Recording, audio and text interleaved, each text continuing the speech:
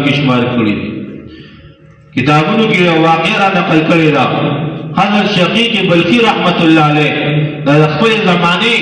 یو ډېر لوی بزرګ تیر شوی دی، یو ډېر لوی متقی او پرهیزګار انسان تیر شوی دی. د حضرت حاتم اصم رحمت الله علیه د شاګرد د سره 33 سال تیر کړل. 33 سال استادی او شاګردی 33 سال لري یو بل سره. یو ورځ ورته حاتم اصم دا راته وویل تا هم 33 کال دلته تیر کړل، په دې 33 کال کې تا زمانه څه زده کړل؟ دا ورته وی حضرت رښتیا خبره راته کوم؟ هغه وایي ما تا نه اته خبرې زده کړلې. هغه وی انا لله و انا الیه راجعون. تا چې دې 33 کال تیر کړل او په 33 کال کې تا ایله بي زمانه اته خبرې زده کړې. هغه وی حضرت دروغ درته نشم ویلی، دروغ درته نشم ویلی چې څه مې زده کړي دي او مکه خبره چې کوم دی نو هغه تاسو ته کوم. هغه وی ښه نو دا راته ووایه چې اول خبره یې پکې څه زده کړې. هغه وی حضرت ما چې وکتل دنیا کې چې دی نو هر انسان د خپل ځان لپاره د محبت یو محور جوړ کړی دی، د محبت یو ځای جوړ کړی دی او هغې سره هغه انسان محبت کوي.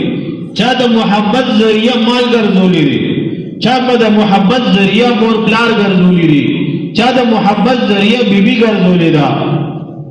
چا اولاد ګرځولی دی، چا دولت ګرځولی دی، چا کاروبار ګرځولی دی، چا چې کوم دی نو یو شي او چا بل شي ګرځولی دی. ما به سوچ وکړو چې خلکو د خپل خپل محبت اندازه چې کومه لګوي ده او د هغې سره محبت کوي، هغه ټول شي نه دې انسان سره صرف د قبر پورې ځي. هر انسان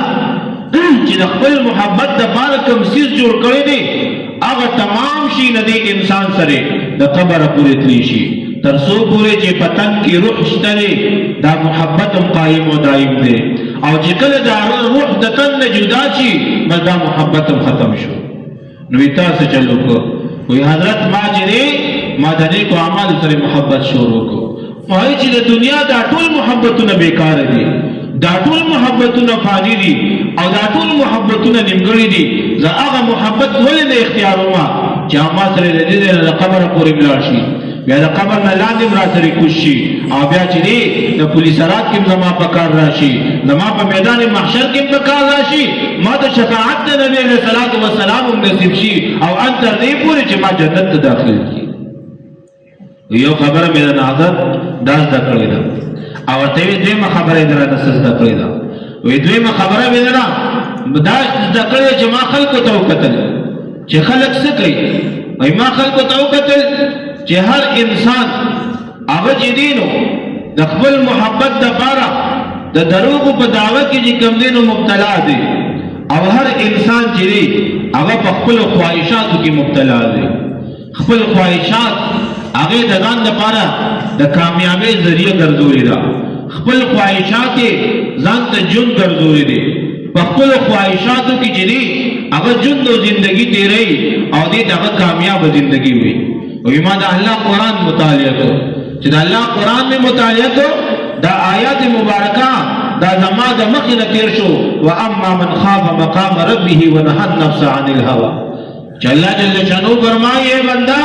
دا قرآن نو یریگا پکم روز چې دی ته به زما مخې ته راځي خپل ځان د نفسانی خواهشاتو نه بچ کړه. ای حضرت ما چې کله دا وکتل چې الله جل شانو جنت دا په تکالیفو کې ازمایښونو امتحاناتو کې پټې ښودې دي او جهنم یې چې دی دا په نفسانی خواهشاتو باندې عمل کول کې پټ کړی دی. وایي ما چې دی ما ځان د نفسانی خواهشاتو نه بچ کړ. اوس نفس دا نه غواړي چې انسان دې لمونځ وکړي، نفس دا نه غواړي چې انسان دې روژه ونیسي، نفس دا نه غواړي چې انسان دې زکات ورکړي، نفس دا نه غواړي چې انسان دې صدقه ورکړي، نفس دا نه غواړي چې انسان دې د جمع د لمونځ پابند جوړ شي، انسان دې د حلال او د حرامو تمیز وکړي، انسان دې ګناه او ثواب وپېژني. دا شیونه په نفس باندې ډېر ګران دي. که یو نفس هغه انسان د لمونځ دپاره روانېږي ورته یې مړه وختي دې وروسته به وکړي، سبا به یې شروع کړي، جمع به وکړي ځان له وکي سبا د جمع من شروع کې سبا جمعه ته تک را تک شروع کې سبا د نیکانو خلکو سره ناس ته ولاړ شروع کې نن چې دې صبر وکړه وي چې ما کله دا کتل چې ورځ وځو د الله مخ ته ودرېږو الله تبارک وتعالى سره به ملاقات کیږي او غروز باندې دردناک ورځ وي ډېر هولناک ورځ وي ما دا هغه ورځ نه چې د نفسانی خواهشاتو نه ځان بچ ما هغه ورځ نه چې د نفس په سټ باندې خپل کې خودلا او ما هغه عمل اختیار کو چې هغه د الله جل شانه محبوب دی الله جل شانه د رضا ذریعہ ګرځيږي نو ما هغه باندې چې عمل کول شروع کړ حاتم عاصم ته چې شقیق بلخی رحمت الله علیه وی چې خوای بل دې کوم خبره زده کړې ده وای ما وکتل دنیا کې په خلق می نظر واچو هر انسان چې دې بل سره حسد او کینه ساتي څوک د چا سره داغه د مال د وجې کینه ساتي څوک چا سره داغه د اولاد د وجې کینه ساتي څوک چا سره داغه د خاندان د وجې کینه ساتي څوک د چا سره داغه د ذات د وجې کینه ساتي څوک چا سره داغه د کاروبار د وجې کینه ساتي څوک د یوې خبرې د وجې خپل بغض او حسد کوي څوک د بل د وجې نه بغض او حسد کوي ما چې وکتل ما وی چې دا ټول بغضونه او حسدونه دا بیکار دي ما دا الله قرآن روچت کړ او دا الله قرآن چې وکړ پاره کې پدې خبره باندې زه پوه شوم چې دا ټول تقسیم چې کوم دی دا الله جل شانه دی الله جل ما عندكم ينفد وما عند الله باق دا شی نه چي دا ټول الله جل شانه دی سچ الله ور کړی دی دا تقسیم دا الله دی دا کوم خلق چې بغض کوي دا کوم خلق چې حسد کوي دا کوم خلق چې کینه کوي دا الله جل شانه په تقسیم باندې ناراض دی دا الله جل شانه په تقسیم باندې ناراض دي نو ما هغه حسد او هغه کینه پرې خودلا ما وی چې رب تقسیم کړی دی زه بنده یم نو زما سم مجال دی چې په دې تقسیم باندې ناراض شم خدای چې ما ته سره کړی دی په هغه می شکر ایستلی خدای چې خلکو ته څور کړی دی په هغه باندې ما شکر ایستلی ځکه چې ضرورتونه الله تعالی د فقیرانو پوره کوي او خواهشات دا الله جل شانه د بادشاہانو پوره کوي نو زه یو فقیر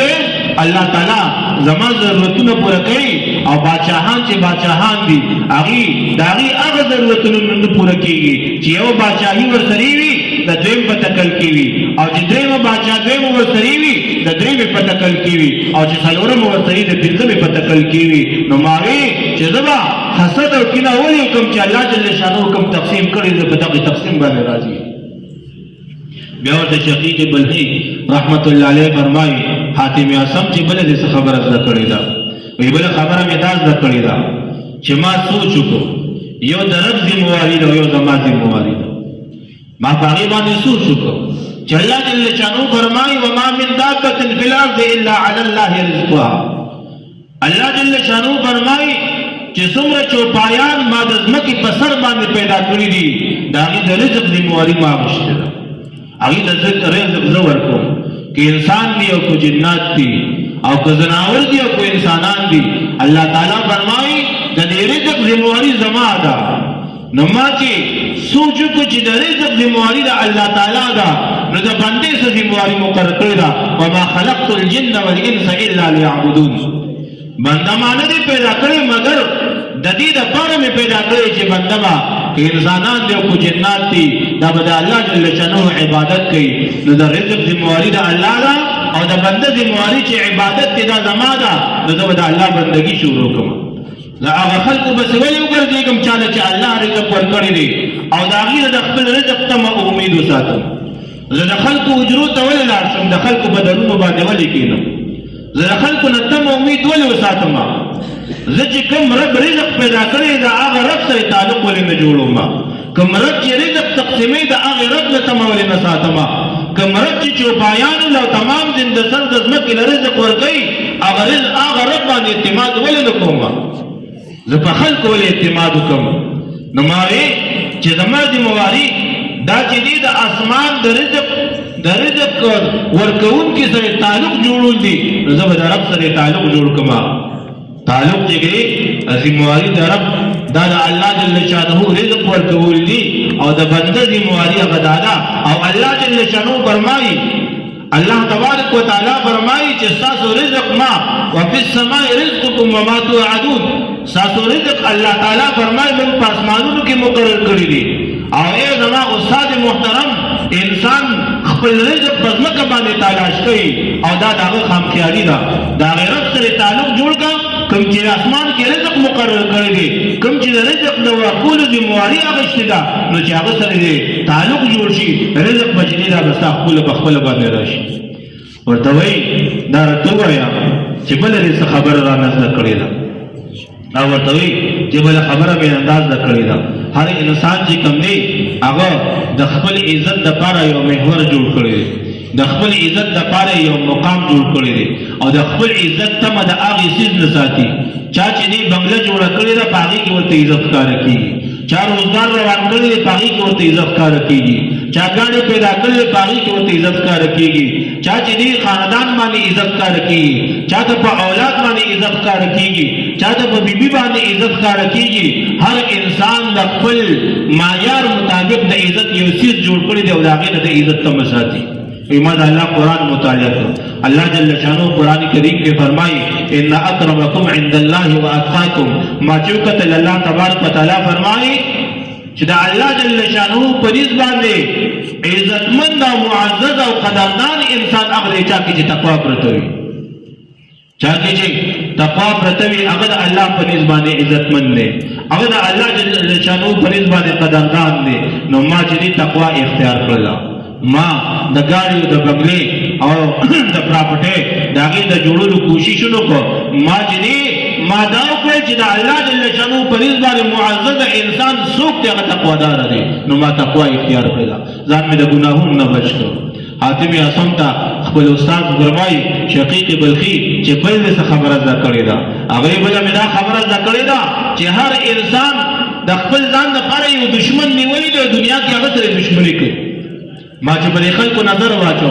چا دشمن یو سیز نیولې دی او چا دشمن چې دی هغه بل سیز نیولې دی ما چې وکتل د الله قرآن مې مطالعه کړ الله جل شانو قرآن کریم کې الانسانانو ته اعلان کړی دی ان الشیطان لکم عدو فاتخذوه عدوا اے مسلمانا اے بندا سارور ستا دشمن نه دی ستا پلار ستا دشمن نه دی ستا مور ستا دشمن نه ده ستا بیبي ستا دشمن نه ده ستا اولاد ستا دشمن نه دی ستا ګاونډي ستا دشمن نه دی ستا روزګار شریک ستا دشمن نه دی ستا دشمن هغه دی چې کوم قرآن الله جل شانو قرآن کې ارشاد فرمایلی دا شیطان دی نو ما د خلکو د دشمنۍ نه ځان وساتم ما د تمامې دشمنۍ ترک کړلی او ما هغه دشمن کلک ونیوه کوم ما ته چې زما رب فرمایلی دی چې پام کوئ دا شیطان ستاسو دشمن دی او دا په ښکاره دشمنۍ باندې چې دی نو کلک او مضبوط ونیسئ او بیا ورته وایي بله دې څه خبره زده کړې ده هغه ورته وایي بله خبره مې چې کوم دی دا زده کړې ده چې هر انسان په دنیا کې په چا باندې بروسه کوي د چا د بروسې یو څیز دی او د چا د بروسې بل څیز دی چا بروسه عهده ګرځولې ده چا چې کوم دی منصب ګرځولې دی چا وزارت او صدارت ګرځولې دی چا چې کوم دی نو مال ګرځولې دی لیکن ما چې د الله جل شانو قرآن مطالعه کوم الله جل شانو په قرآن کریم کې فرمایلی دی ومن یتوکل علی الله فهو حسبه الله جل شانو د بروسې مدار او د بروسې محور دا د انسان الله دی چا چې توکل وکړ په الله جل شانو باندې داغه لپاره الله جل شانو کافي شو داغه لپاره الله رب العالمین کافي شو نو ما تمامې بروسې ماتې کړې ما تمامې بروسې ترک کړلې او په الله جل شانو مې بروسه وساتله چې الله تبارک وتعالی دا زما رب دی زه د هغه بنده یم زما دپاره تمام جهان نه صرف یو رب کافي دی شقیق بلخي رحمت الله علیه ورته فرمایي ښه شاګرده ووره واه جي واه دا خبرې چې ورته وکړله اول ورته څه ویلو اول یې ورته ویلو انا لله و انا الیه راجعون په 33 سال کې تا صرف ما نه اته خبرې زده کړې دي او چې کله یې ورته دا برابر کړلې نو ورته وایي واه جي واه واه جي واه او بیا ورته وایي اوس ځان ته دا خبره ووره تا چې کومې خبرې زده کړې دي دا د تورات زبور انجیل او د قرآن کریم خلاصه ده دا اته خبرې د څلورو آسماني کتابونو خلاصه ده او کوم انسان چې په دې اتو خبرو باندې عمل کوي دا انسان به الله جل شانه کامیاب ترین زندگی دی انسان ته ورکړي د دې روزي مقصد هم دا دی